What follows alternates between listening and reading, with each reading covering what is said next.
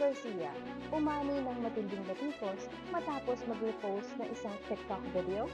Mga netizens, inakusahang isa siyang DDS.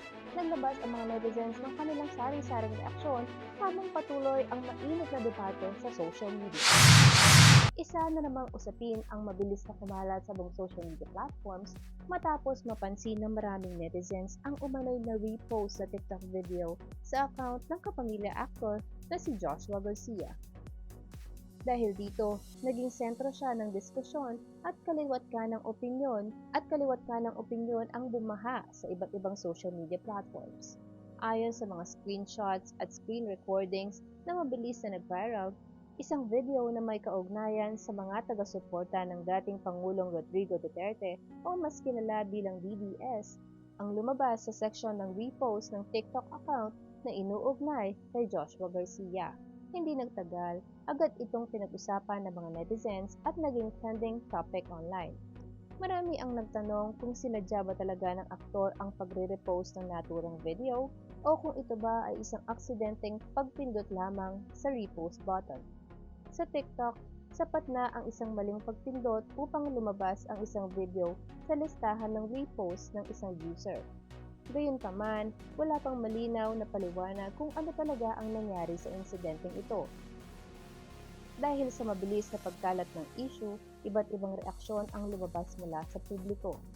May ilang netizens na nagsabing may karapatan si Joshua Garcia sa kanyang sariling paniniwala at political preference kung sakaling sinadya man niyang i-repost ang video.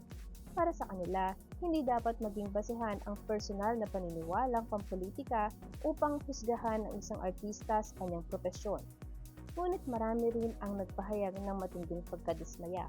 May ilan na nagsabing nabawasan umano ang kanilang paghanga sa aktor matapos lumabas ang naturang repost.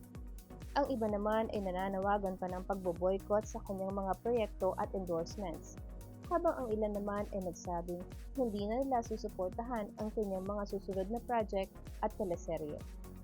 Samantala, may grupo rin ng mga netizens na pinayuhan ang publiko na huwag agad magbigay ng konklusyon hanggat wala pang opisyal na pahayag mula kay Joshua o sa kanyang management.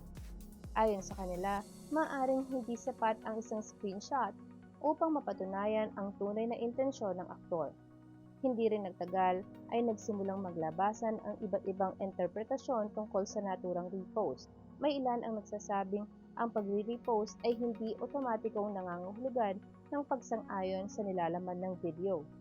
Sa kabilang banda, mayroon ding naniniwala na ang repost feature ay isang paraan ng pagpapakita ng suporta or interest sa isang content. Hanggang sa kasalukuyan, wala pang inilalabas na opisyal na pahayag si Joshua Garcia kaugnay sa issue na ito. Hindi rin malinaw kung nananatili pa ang naturang repost sa kanyang account o kung ito ay naalis na matapos itong mag-viral. Habang wala pang kumpirmasyon mula sa kampo ng aktor, patuloy pa ring hati ang opinyon ng publiko. May mga naniniwalang hindi dapat agad husgahan ang isang tao batay lamang sa isang social media activity. Samantalang ang iba naman ay naninindigan. Mahalaga ang pagiging maingat ng mga public figure sa kanilang mga kilos online dahil mabilis itong nabibigyan ng iba't ibang interpretasyon. Muli nitong pinakita kung gaano kabilis ang impormasyon sa social media at kung paano ang isang simpleng repost ay maaaring magbunga ng malawakang diskusyon at matinding reaksyon mula sa publiko. Sa ngayon, nananatiling usap-usapan ang isyung ito sa iba't ibang social media platforms, habang marami ang naghihintay kung magsasalita nga ba si Joshua Garcia upang linawin ang kontrobersiyang kinahaharap niya. Ano ang masasabi ninyo sa issue na ito? Sa inyong pananaw, sapat na bang batayan ang isang TikTok repost upang sabihin ang political affiliation ng isang tao? O mas makakabuting hintayin muna ang opisyal na paliwanag bago magbigay ng hatol?